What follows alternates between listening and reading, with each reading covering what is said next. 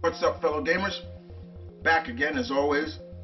And like I said before, the Sony announcement uh, video, I did not watch all of it. I can only get maybe two videos that I saw in there. But one of them was definitely the Miles Morales, which I talked about earlier. And the other one is this game right called Resident Evil Village, or RE8, because that's what I'm still going to call it that. The eighth installment in the Resident Evil franchise. And there was a leak.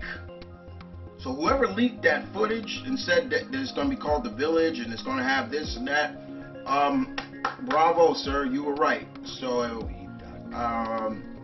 but this game, once again, takes the aspect of the first-person view that we saw in Resident Evil 7, and it does star Ethan and Mia.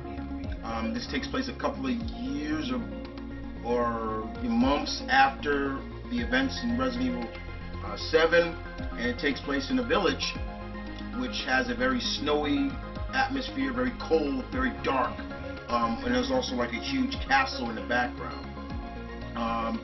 And Ethan is in this village, and not only is he in the village, there are different things that's never been shown in the Resident Evil franchise.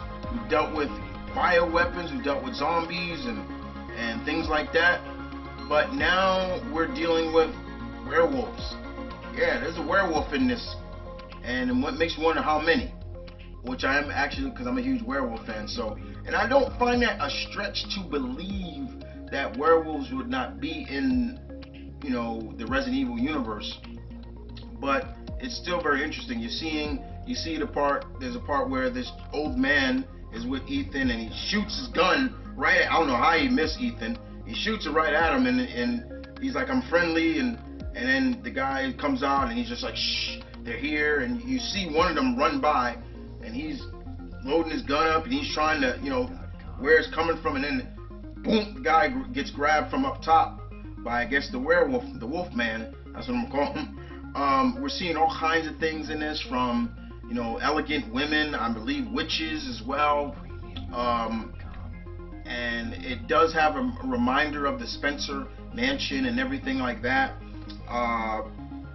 but still keeping that aspect of survival horror, where you're still playing a survival horror game. Once again, that was one of the big things about Resident Evil 7 that people enjoyed the most, is it took it back to the roots of Resident Evil being a survival horror, where you don't have all your supplies, you have to get all your supplies, and we saw that in this, and things like that.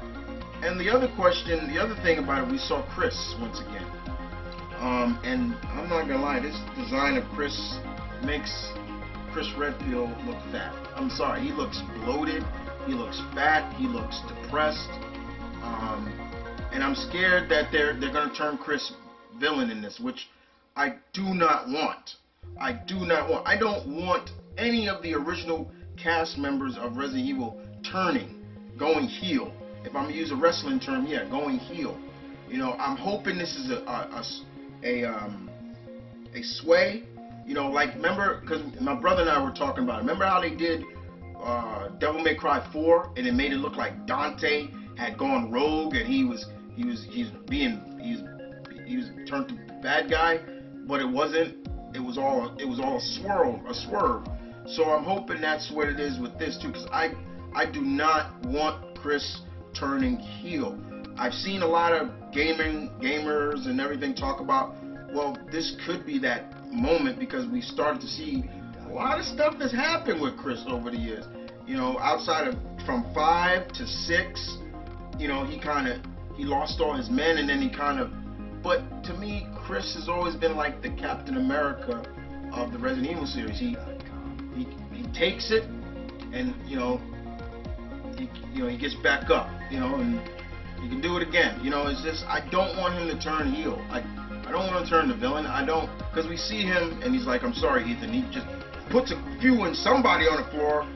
A lot of people saying that was Mia.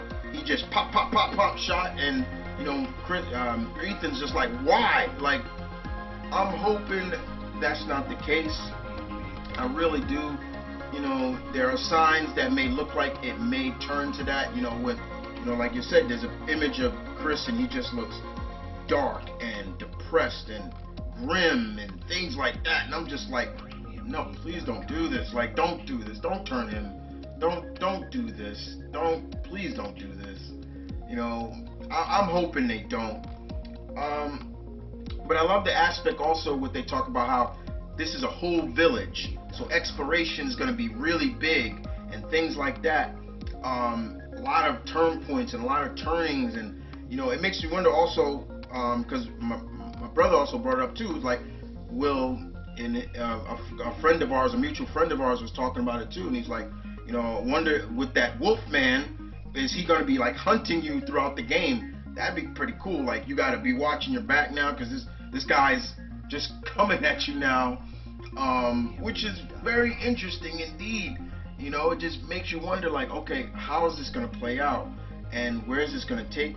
And of course, there's this symbol in the game that they constantly show. It's like it looks like a dream catcher, you know, a Native American dream catcher symbol, but it has something in it, and it's like that's going to play a big key too in the game. And it makes me wonder about that. I'm like, okay, what is that? What is this? What is it? Where does it come from? And what is the specific of it? But the fact that they're saying that the whole village is specifically a part of this game, it's going to be just as much of a character as Ethan and everything like that. Makes me wonder, like, the enemies they're going to be dealing with. But more importantly, it just makes me wonder that it's going to get dark, it's going to get grim.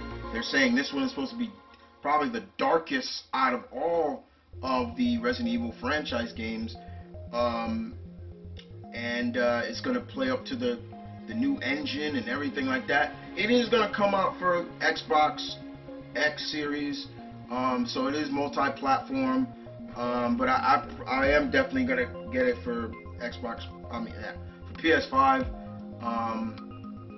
and the reason why, that's just a nostalgia to me, because Resident Evil started on the PlayStation. Started with PlayStation and started with Sony first. So, and then later on it started branching out. So that's just me. I'm just nostalgic like that. So, but all in all, Resident Evil 8 or Resident Evil Village, you know, I'm still calling it RE8. Looks very sway. And it makes me wonder, you know, I'm hoping Capcom just yanking our chain with this. I'm pleased let this be a swerve. Please let this be a. Do not make Chris the bad guy. Don't do this. Please don't do this. I'm begging you. Please don't. Like, I don't want to have to fight Chris and put a bullet and kill him and all this other stuff. No, don't do this. Don't do this. That's all I'm asking. But with that being said, guys, what did you think of the teaser and the presentation of RE8 or Resident Evil Village? Are you on the same page as me? Do you hope that Chris isn't the bad guy? And what do you think about the werewolves in Resident Evil? Is it cool? Is it logical? Do you feel like I don't think it fits in the RE world? I want to know. Other than that, you guys take care, fellow gamers. Keep playing. As always, deuces.